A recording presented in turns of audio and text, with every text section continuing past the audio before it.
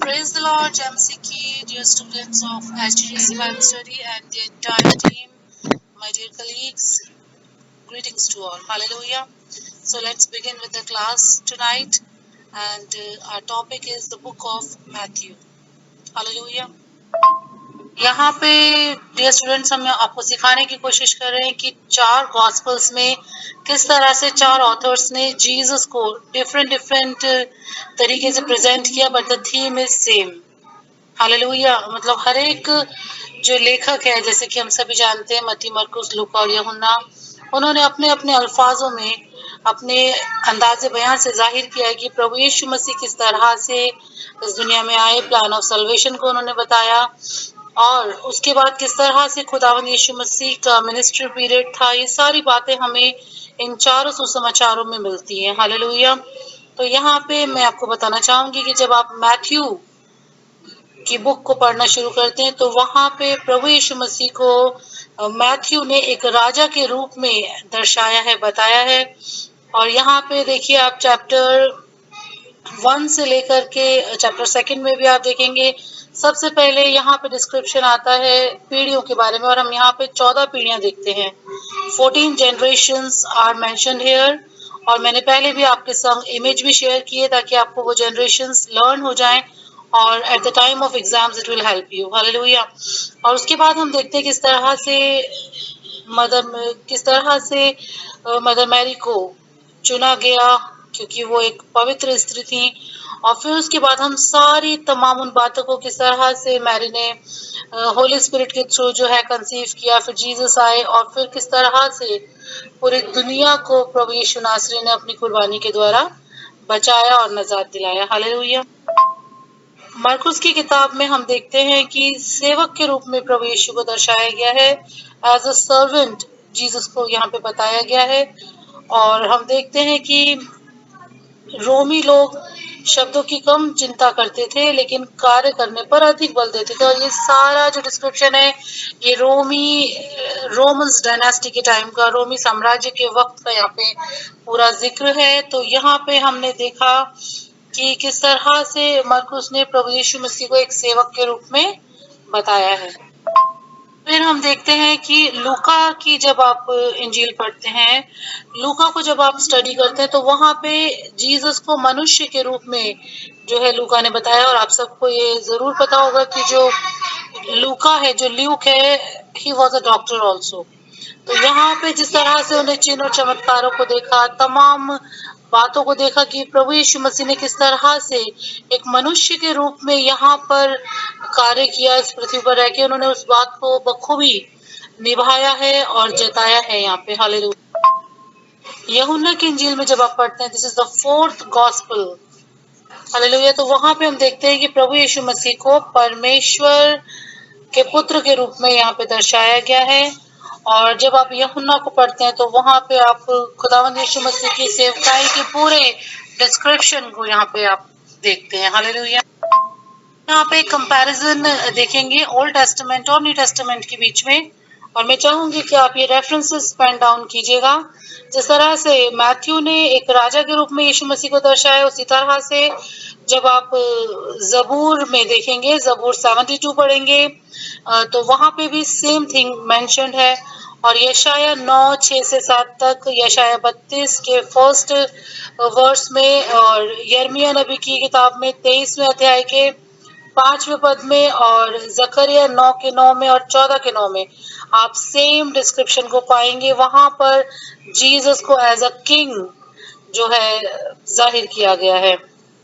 और उसके बाद जिस तरह से मैंने आपको बताया कि मरकुस ने प्रभु यीशु मसीह को सेवक के रूप में बताया है, सेवक कहा है, तो वहां पे आप ओल्ड टेस्टामेंट के अंदर भी इस डिस्क्रिप्शन को पाते हैं। और यशाया नबी की किताब में उसके 42 चैप्टर के फर्स्ट से लेकर के 7th वर्स में आप इसे देखते हैं। और 52 जो उसका चैप्टर है, उसके 13 to 15th वर्स में, और 53 के पूरे चैप्टर में इस बात को जाहिर किया गया है। उसके बाद हम देखते हैं लूका ने मनुष्य के रूप में as a human being Jesus को बताया गया है, एक्सप्लेन किया है, एक्सप्रेस किया है। तो वही सेम चीज हमें मिलती है उत्पत्ति में। उत्पत्ति यानी कि जेनेसिस, पैदाइश की किताब उसका 3रा बाब उसकी 15वीं आयत में, 22वां बाब उसकी 18वीं आयत में आप इसे देख सकते हैं, और यशाया 7 उसकी 14 to 16 वर्स, एंड अगेन यशाया 9 उसकी 6th वर्स। हालेलुया। और फिर जिस तरह से मैंने आपको बताया कि यूहन्ना की इंजील में जीसस को सन ऑफ गॉड कहा गया है, तो वो ओल्ड टेस्टमेंट में एज अ कंपैरिजन मैं आपको बताना चाहूंगी। यशाया 9 का 6, 40 और उसका 3 से 5, और 47 और उसका 4, ये यशाया के रेफरेंसेस हैं।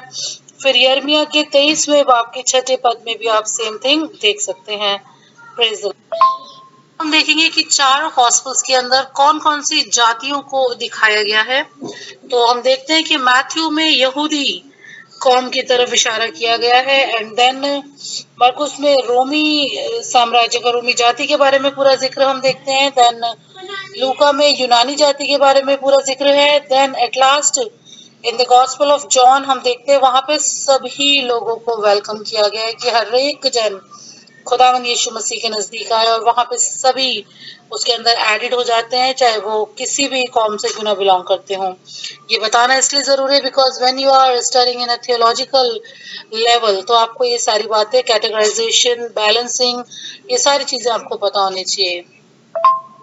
इन सभी गॉस्पेल्स का जो एंडिंग है वो भी मैं अभी बता देना चाहूंगी, और उसके बाद फिर हम मैथ्यूज के अंदर हम डीप स्टडीज में जाएंगे। उससे पहले मैं चाहूंगी कि आप चारों गॉस्पेल्स की एंडिंग की तरफ अपने फोकस को सेट कीजिए।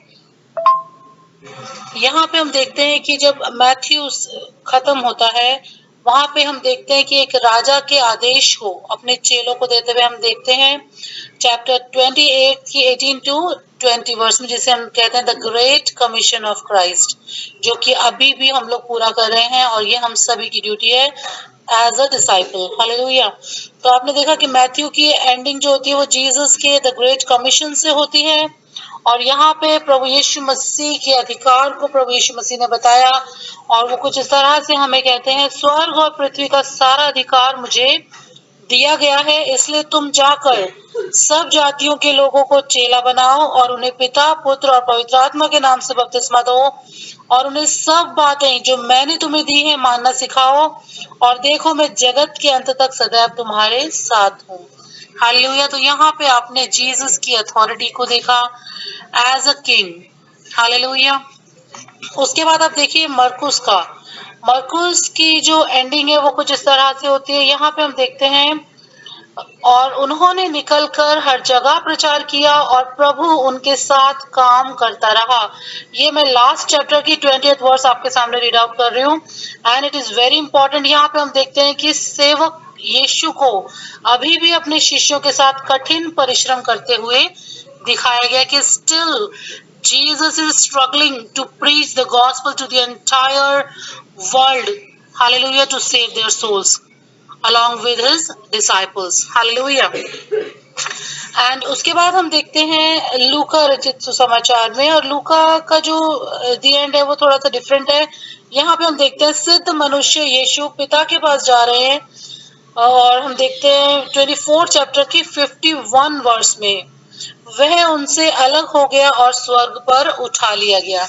यहाँ पे आपने असेंशन ऑफ जीसस क्राइस्ट देखा, क्योंकि प्रभु यीशु मसीह यहाँ पे वादा करके अपने चेलों को द ग्रेट कमीशन देके, और फिर ये कहकर कि मैं तुम्हारे लिए एक सहायक दूंगा, स्वर्ग पर उठा लिए जाते हैं। इस तरह से लूका की इंजील का अंत होता है। और फिर आप देखेंगे the ending of the book of John, gospel John, किस तरह से उसकी एंडिंग है मैं आपके संग शेयर करना चाहूंगी। और भी बहुत से काम हैं जो यीशु ने किए, यदि वे एक एक करके लिखे जाते तो मैं समझता हूँ कि पुस्तकें जो लिखी जाती वे जगत में भी ना समाती। 21st चैप्टर की 25th वर्स मैंने आपको पढ़ के सुनाई है, और सच में किसी भी मनुष्य ने कभी ऐसी बातें नहीं की हैं, क्योंकि वह निश्चय ही परमेश्वर का पुत्र था। तो यहाँ पे हम देखते हैं कि जो उसकी एंडिंग है वो इस बात पे मोहर लगाती है कि प्रभु यीशु मसीह परमेश्वर के पुत्र थे, परमेश्वर के पुत्र हैं, और इस बात पे हम ईमान रखते हैं, और औरों को भी हमें खुदावंद यीशु मसीह के नजदीकी में लेकर के आना है। हालेलुया। अब हम देखते हैं मत्ती के अंदर प्रभु यीशु मसीह के जन्म के बारे में पूरा विवरण दिया गया है।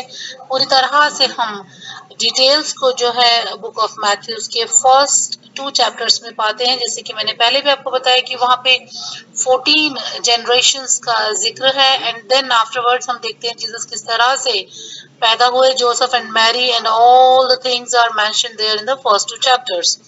तो यहाँ पे हम देखते हैं थोड़ा सा मथाइस के बारे में, मैथ्यू के बारे में थोड़ा सा हम देखेंगे कि वो एक महसूल लेने वाला व्यक्ति था। He was a tax collector और कफरनहूम में जब वो बैठा हुआ टैक्स ही कलेक्ट कर रहा था, जब वो महसूल वसूल कर रहा था, एट दैट टाइम जीसस ने उसकी तरफ देखा और उसको बुलाया और वहीं से उसका जीवन बदल गया। उसने जरा सा भी नहीं सोचा, एक मोमेंट के लिए भी नहीं सोचा, क्योंकि प्रभु यीशु मसीह की जो आवाज थी उसको सुन करके उसने तुरंत सब चीजें छोड़कर वो प्रभु यीशु मसीह के पीछे हो लिया। तो इस तरह से जो था मैथ्यू वो प्रभु यीशु का एक 12 में से एक चेला कहलाया। और उसके बाद हम देखते हैं कि जो मती है वो यीशु मसीह को राजकीय घराने का राजा, यहूदा के गोत्र का सिंह के रूप में दर्शाता है और इज़राइल का प्रतिज्ञा किया हुआ शासक, यानी कि जो जो भविष्यवाणियां पहले हुई हैं यशाया में, वहां पे लिखा था कि तुम्हारे लिए एक राजा जो है आएगा। तो मेरे अजीजों, सबसे पहले हम देखते हैं यहूदियों के उद्धार के बारे में।